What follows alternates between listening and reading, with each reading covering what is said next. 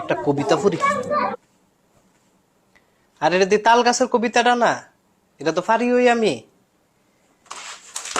ওই বগি তুই খাস কি, বোনা খিচুড়ি চাস কি, মুরগি দিয়া খাবিনি, আমারে ফাইলে দিবিনি, আমার বাড়ি মনায় কান্দি তোর বাড়ি সিনায় কান্দি তুই। মাগো ডাও গীতা, একটা জিনিস না পারলে কবি না, জুত করে বইয়া থাকবি।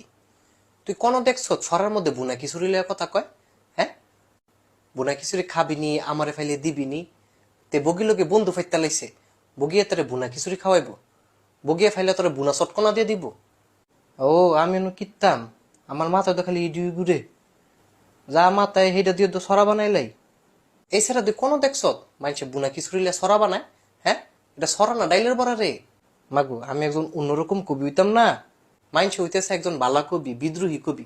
তুইও বি একটা বেতুমিস কবি। তুমি কি কও এডি?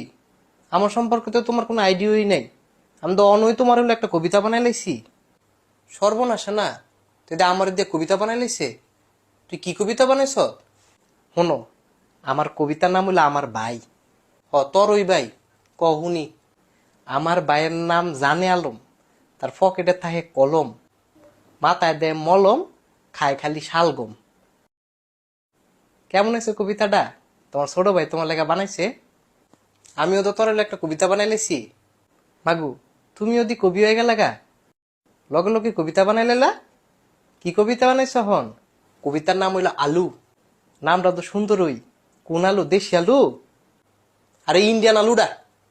আচ্ছা কও কও শুনি। আমার বাই চকলেট, ভাত খাই সাইড ফিলেট, পড়ালেখায় নাই সালু, পরীক্ষায় পাই আলু। তুমি এই কবিতাটা না কইয়া আমারে দুইটা বাড়ি দিল তো ফারতা। হ্যাঁ, আমার কপাল।